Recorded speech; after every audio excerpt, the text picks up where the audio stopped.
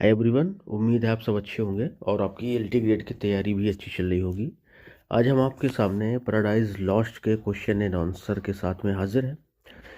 और पिछले सेशन में इसके हमने जॉन मिल्टन का थोड़ा सा इंट्रोडक्शन भी डिस्कस किया था और उसके साथ में ऑनेस्ट ब्लाइंडनेस के कुछ क्वेश्चन भी डिस्कस किए थे। तो आप उस वीडियो को भी देख लें और फिर आकर के इस वीडियो को देख लें। और एलटी ग्रेड की तैयारी अगर आप कर रहे हैं तो आप हमारी प्लेलिस्ट्स को चेक कर सकते हैं, जिसमें अलग अलग टॉपिक के क्वेश्चन आंसर्स डिटेल में लॉन्ग आंसर्स के फॉर्म में हमने डिस्कस करे हैं। तो अगर आप चाहें तो उनसे मदद ले सकते हैं, उनसे हेल्प ले सकते हैं अपनी तैयारी में। आज हम पैराडाइज लॉस्ट को देखेंगे या उसकी बात करेंगे। इसका देखिए पब्लिशिंग ईयर तो आपके सामने लिखा है 1667। ठीक, 1667 में जब ये पब्लिश हुआ है तो ये 10 किताबों में था, यानी 10 बुक्स में। फिर उसको दोबारा जो है 1774 में पब्लिश किया गया, तब इसमें जो है 12 किताबें कर दी गई ताकि इसको एक्चुअल एपिक फॉर्म में लाया जा सके। ठीक, एक बात ये ध्यान रखिए। अच्छा, पैराडाइज लॉस्ट में या पैराडाइज लॉस्ट को लिखने की मिल्टन को क्यों ज़रूरत पड़ी, उन्होंने क्यों लिखा? जैसा कि हम सभी जानते हैं कि जो हमारे जॉन मिल्टन है वो अक्सर बिब्लिकल थीम्स पर बहुत फोकस करते हैं, लोगों के रिलीजियन में या उनके सोसाइटल स्टेटस में कहें कि सुधार लाने के लिए या उनको धर्म की तरफ लाने के लिए। तो इसमें जो है इन्होंने एडम और ईव, जो कि पहले इंसान थे दुनिया में आने वाले, उनके फॉल ऑफ हेवन को दिखाया है। ठीक, और to justifies the ways of God to man, और जो गॉड के वेज हैं उनको मैन के लिए जस्टिफाई करने की कोशिश करी है। ठीक, ये इसकी थीम है। तो चलिए शुरू करते हैं क्वेश्चन, बल्कि इसको थोड़ा सा पढ़ लेते हैं पैराडाइज लॉस्ट को पहले। पैराडाइज लॉस्ट जो कि 1667 में आपकी पब्लिश हुई, is a famous epic poem, एक फेमस एपिक पोएम है by John Milton. It is written in blank verse में इसे लिखा गया एंड डिवाइडेड इनटू 12 बुक्स। ये 12 बुक कब आई थी? 1674 में। The poem tells the biblical story of Adam and Eve. ये पोएम हमें एडम और ईव की बिब्लिकल स्टोरी बताती है कि how they were tempted by Satan, कि वो कैसे सैटन्स के द्वारा टेम्प्टेड किए गए, and expelled from the garden of Eden, और उन्हें स्वर्ग से निकाल दिया गया। The first edition had 10 books. ठीक, ये बात हो गई। पहली एडिशन में कितनी थी? 10 किताबें। बट द सेकेंड एडिशन जो कि 1674 में आया, एक्सपेंडेड इट टू 12। इनको इस किताब को या इस वर्क को 12 किताबों में डिवाइड कर दिया गया इसको एपिक फॉर्म देने के लिए। Milton road this poem, Milton ने ये पोएम लिखी है during the final years of his life, अपने जीवन के अंतिम सालों में। After he had become blind, और अंधे होने के बाद। ये भी बड़ी बात है कि वो जो है ब्लाइंड हो चुके थे, उसके बाद इन्होंने इसको लिखा और डिक्टेट करा के, कभी इनकी बेटियां, कभी इनकी वाइफ और कभी इनके दोस्त, वो सब इसको लिखते जाते थे या उनको डिक्टेट कराते जाते थे। मिल्टन्स मेन एम इन पैराडाइज लॉस्ट, मिल्टन का जो मुख्य उद्देश्य पैराडाइज लॉस्ट में स्टेटेड, वो व्यक्त किया गया है बुक फर्स्ट में, जहाँ पर वो कहते हैं कि justifies the ways of God to man. ठीक है, जो आपको बताया गया अभी। The poem begins in medias res, poem जो है मीडियरेस से शुरू होती है। मीडियरेस मतलब अ लैटिन फ्रेज, एक लैटिन ये फ्रेज है जिसका मतलब होता है in the middle of things, बीच से, मतलब शुरुआत से नहीं, ना तो शुरुआत से थोड़ा आगे से, बल्कि बीचों बीच से कहानी को शुरू करना, ये आपका मीडियरेस कहलाता है। The back story of the war in heaven, ये बैक स्टोरी दिखाता है जो हेवन में चल रही थी। फॉल ऑफ सैटन, सैटन के फॉल को भी। And the creation of the world is told later, और दुनिया के बनाए जाने को, दुनिया के निर्माण को ये बाद में बताता है। ठीक है, चलिए, तो ये हो गया इसका छोटा सा एक इंट्रोडक्शन जो आपको ध्यान में रखना रहेगा। चलिए क्वेश्चन देखते हैं। Who is the hero of Paradise lost, justify claim of your nominee. Paradise lost का कौन हीरो है? आप अगर किसी को नॉमिनी बनाते हैं या आप किसी को मानते हैं तो उसके बारे में आपको जस्टिफिकेशन भी देना रहेगा। चलिए देते हैं जस्टिफिकेशन इनको। The question who is the hero of Paradise Lost has long been debated. ये जो सवाल है ना कि कौन है असल में पैराडाइज लॉस्ट का हीरो, ये बहुत लंबे समय से बहस में रहा है। Critics have nominated Satan, God, Christ, Adam and even Milton himself. Critics ने क्या किया, ये ए नहीं है, एस होगा यहाँ पे। क्रिटिक्स ने क्या किया है कि वो सैटन को भी, गॉड को भी, क्राइस्ट को भी, एडम को भी और इवन मिल्टन को भी कहते हैं कि ये हीरो है। हाउएवर, जबकि the most convincing claim rests with Adam as the true hero. जबकि जो ज़्यादा कन्विंसिंग क्लेम है ना, वो किस पर रेस्ट करता है जाके, एडम। यानी जो सबसे अच्छी कन्विंसिंग अप्रोच या आप कहें कि लॉजिकल आप अगर आर्गूमेंट देंगे ना, तो वो एडम पर जाकर के रुकेंगे और उसी को सच्चा हीरो बताएंगे। Some agree of argue of Satan, कुछ शैतान के बारे में आर्ग्यू करते हैं। Since he dominates the first two books, क्योंकि वो पहली दो किताबों में डोमिनेशन में है। With his eloquence, courage and defence, अपने वैभव की वजह से, करेज साहस की वजह से, डेफियंस और अपने विरोध करने वाले विचारों की वजह से। रोमांटिक क्रिटिक हैं जैसे Blake and Shelley, admired him as a symbol of rebellion, उसे रिबेलियन का सिंबल कहते हैं, उसे एडमायर करते हैं। एंड इंडिपेंडेंस, और आज़ादी का सिंबल भी कहते हैं। येट फिर भी सैटन्स ग्रेजुअल डीजेनरेशन, लेकिन उसका जो धीरे धीरे नीचे गिरना है ना, डिग्रेडेशन होना चाहिए, वैसे ज़्यादा सुटेबल होता। From proud leader to degraded serpent, एक प्राउड घमंडी लीडर से एक डिग्रेडेड नीच सांप के रूप में, marks him not as hero, उसे हीरो नहीं बताता है ना ये, but as the villain of the poem, बल्कि उसे इस पोएम का विलेन बताता है।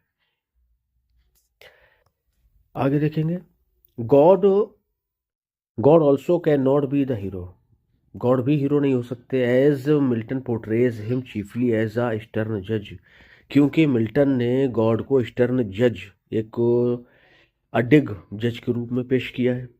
लैकिंग ड्रामेटिक इंटरेस्ट, ड्रैपिंग इंटरेस्ट के लैक के साथ। Christ though noble in offering himself, Christ noble हैं क्योंकि वो अपने आप को ऑफर करते हैं फॉर मैंस रिडेम्पशंस, मनुष्य के रिडेम्पशन के लिए, उसकी आज़ादी कह लीजिए या उसकी माफ़ी के लिए। Plays only a limited role in the action, वो थोड़ा ही रोल प्ले करते हैं एक्शन में। सिमिलरली रिगार्डिंग मिल्टन, अगर मिल्टन की बात करें हिमसेल्फ एज द हीरो, तो इस अनकन्विंसिंग, तो किसी भी तरह से कन्विंस नहीं करते हो। Since he is not an active participant, क्योंकि वो कोई एक्टिव पार्टिसिपेंट नहीं है, but merely a moral commentator, बल्कि वो एक सिर्फ नैतिक कमेंटेटर है जो नैतिकता को हमें बताते हैं। Christian heroism, unlike epic heroes the most befitting choice is Adam. अगर आप क्रिश्चियन हीरोइज्म की बात करें अनलाइक क्लासिकल एपिक हीरोज के बजाय, तो the most befitting choice is Adam, सबसे सुइटेबल जो चॉइस रहेगी ना वो एडम की है। ही इज जो सेंट्रल फिगर, वो सेंट्रल फिगर है around whom the action revolves, जिसके चारों तरफ एक्शन घूमता है। His journey from innocence to temptation, उनकी जो जर्नी है उनके निर्दोष होने से लेकर के टेम्पटेशन तक, यानी उस अपराध को कमिट करने तक जिससे उनको मना किया गया था। फ्रॉम सिन टू रिपेंटेंस, और पाप से पश्चाताप तक। एंड स्पिरिचुअल रिन्यूएबल, और आत्मिक उनके रिन्यूएबल तक। Represents the true to face life, represents the true to face life with courage, कि वो जीवन को साहस के साथ और फेथ के साथ, विश्वास के साथ जिए। Who triumph through strength, embodies fortitude, humility and moral growth. Who trump through strength, जो अपनी ताकत की वजह से जीत पाते हैं। एडम embodies fortitude, एम्बॉडी करते हैं, प्रतीक के रूप में प्रस्तुत करते हैं किसको, फोर्टिट्यूड को, ह्यूमिलिटी को एंड मोरल ग्रोथ को। His fall is not final, उनका जो फॉल है ना वो फाइनल तो नहीं है ना। थ्रो रिपेंटेंस, अपने पश्चाताप के जरिए। डिवाइन ग्रेस, और डिवाइन ग्रेस मतलब भगवान की आशीर्वाद के जरिए। ही गेन्स अ पैराडाइज विथ इन, वो अपने अंदर ही स्वर्ग को पा लेते हैं। और preparing to face life with courage and faith, और वो तैयार हो जाते हैं जिंदगी को साहस और फेथ के साथ और विश्वास के साथ जीने के लिए। दस इस प्रकार से वाइल सैटन में अपीयर मोर ड्रामेटिक, सैटन हमें मोर ड्रामेटिक लग सकता है। The deeper design of Milton's epic makes Adam the true hero of Christian endurance, spiritual victory and human redemption. करें कि जो मिल्टन की एपिक है वो मेक्स एडम, एडम को ही बनाती है the true hero, a hero of Christian endurance, ठीक है, स्पिरिचुअल विक्ट्री का हीरो एंड ह्यूमन रिडेम्पशन, और मानवता की निजात उसके बख्श दिए जाने को, ठीक है। तो ये थे हमारे हीरो। कौन है? एडम है। हमने सैटन को भी देखा, गॉड को भी देखा, मिल्टन की भी बात करी। कह रहे कि सैटन, यदि माना की बात, तो सैटन बहुत डोमिनेट रहा है पहली दो किताबों में, लेकिन अब उसको देखेंगे ना कि कितना बड़ा वो नेता बन रहा था, और बाद में जो है वो एक नाली के कीले के बराबर हो जाता है। तो कह रहे वो कैसे कोई हीरो हो सकता है? जबकि आप गॉड की बात करें तो वो सिर्फ एक जज है, उनका ज़्यादा तो रोल नहीं है। और जो आपके मिल्टन है खुद, वो तो पार्टिसिपेंट ही नहीं है ना, एक्टिव, उन्होंने तो लिखी है। अब क्राइस्ट पे बात आके रुकती है, तो क्राइस्ट अपने आप को ऑफर कर देते हैं कि ठीक है, मैं मनुष्यों के रिडेम्पशन, निजात के लिए अपने आप को बलिदान करता हूँ। तो ये उनका बलिदान बहुत महान है, लेकिन उनका जो एक्शन में रोल है ना, वो लिमिटेड है। ठीक, तो ये सारे लोग हीरो होने की रेस से बाहर हो जाते हैं। कौन बचते हैं? एडम। उनमें जो खास बातें हैं वो अपन ने डिस्कस करी, जिस वजह से वो हीरो कहलाए। चलिए, question number 2। Milton belongs to devil's party without knowing it, ये कहा था विलियम ब्लैक ने आपके। इसको डिस्कस करना है कि आप सहमत हैं कि नहीं है। चलिए देखते हैं। द स्टेटमेंट, ये स्टेटमेंट कि Milton belongs to devil's party, कि मिल्टन जो है वो डेविल्स की पार्टी से बिलोंग करते हैं, ओरिजिनेट्स फ्रॉम विलियम ब्लैक, ये विलियम ब्लैक से बात आती है। हु फेल्ट दैट, जिन्हें लगता है in paradise lost Milton unconsciously glorified Satan, के पैराडाइज लॉस्ट में मिल्टन ने अनकॉन्शियसली, अनजाने में ही ग्लोरीफाई किया है किसको? सैटन को। 2, मिल्टन अ डिवाउट प्यूरिटन, जबकि मिल्टन जो कि एक डिवाउट कौन थे? प्यूरिटन थे, जो प्यूरिटी को पसंद करते थे, है ना। Aimed to justify the ways of God to man, जबकि उनका एम क्या है कि वो गॉड के वेज को मैन के लिए जस्टिफाई करें, कि जो भी गॉड करते हैं, ईश्वर करते हैं या अल्लाह करते हैं, वो सारी चीज़ें क्या है? वो मनुष्य के भलाई के लिए है।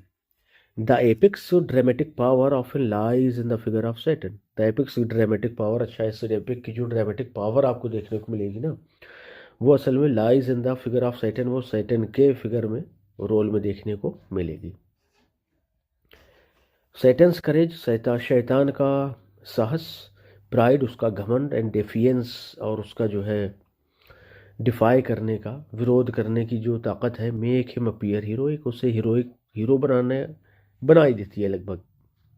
जैसे इस फेमस डिक्लेरेशन, उसकी एक फेमस डिक्लेरेशन भी आप याद करिए, जब वो कहता है कि better to reign in hell than serve in heaven, करें कि स्वर्ग में गुलामी करने से अच्छा है कि हम जो है नरक में क्या करेंगे? राज करेंगे। Reflects his high sense of self respect, उसके आत्मसम्मान के हाई सेंस को रिफ्लेक्ट करता है। रिफ्यूजल टू सबमिट, और गॉड के सामने झुकने को रिफ्यूज करता है। As a great orator and general, एक महान ओरेटर और जनरल के तौर पर ही इंस्पायर्स हिज फॉलन फॉलोअर्स, वो अपने फॉलन फॉलोअर्स को इंस्पायर करता है। डिस्प्लेइंग लीडरशिप दिखाकर, ऑप्टिमिज्म आशावाद दिखाकर, और एलोक्वेंस और वैभव को दिखा करके।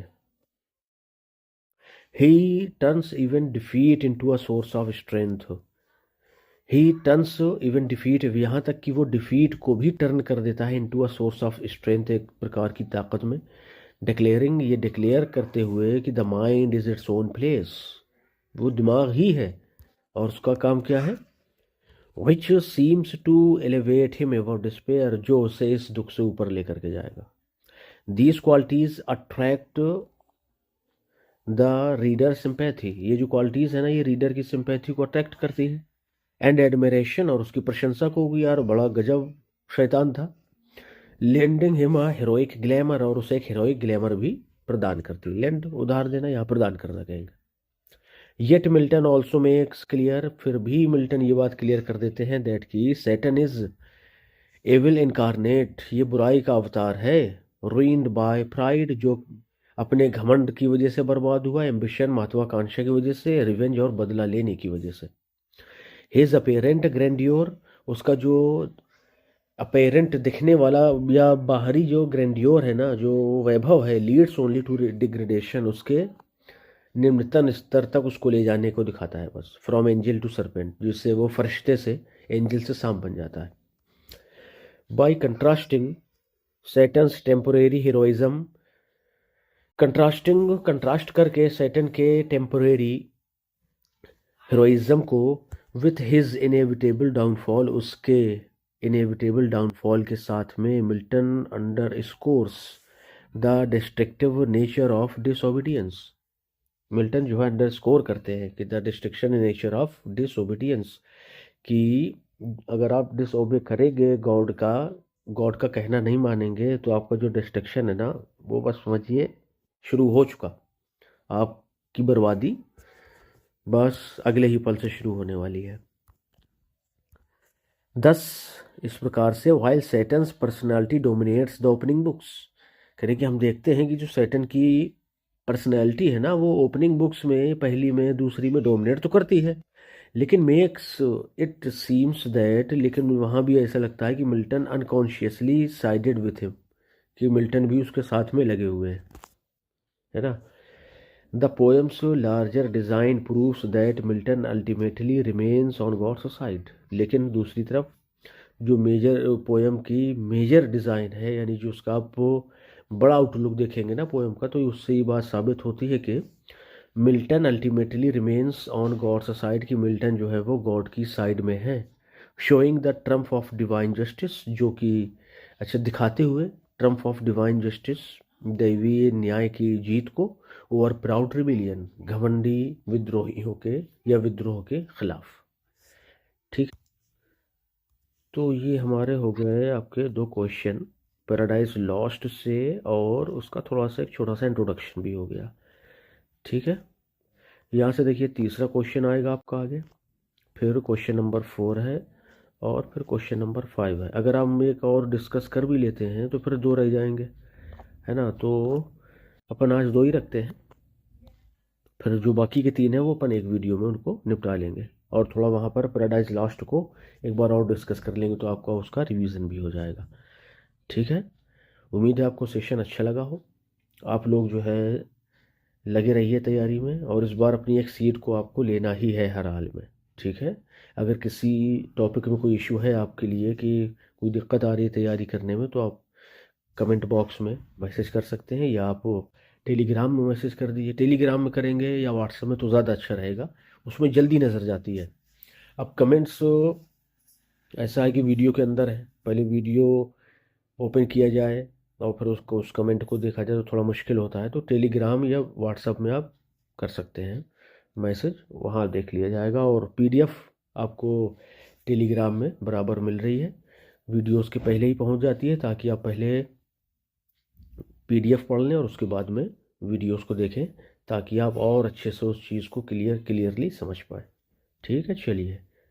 अच्छा, इसके अलावा जो टीजीटी की तैयारी कर रहे हैं लोग, वो हमारी और भी प्लेलिस्ट हैं टीजीटी के लिए, शेक्सपियर, जॉन मिल्टन, वर्ड्सवर्थ, और आपके जॉन गाल्सवर्दी, प्रीवियस ईयर उनके एमसीक्यूज भी पढ़े हैं प्लेलिस्ट, अलग अलग प्लेलिस्ट में। ग्रामर के भी कुछ क्वेश्चंस आपको पीवाईक्यूज में मिल जाएंगे, तो आप वहाँ पर जा करके एक्सप्लोर कर सकते हैं। ठीक है, चलिए मिलते हैं अगले सेशन में। Till then bye bye, thank you.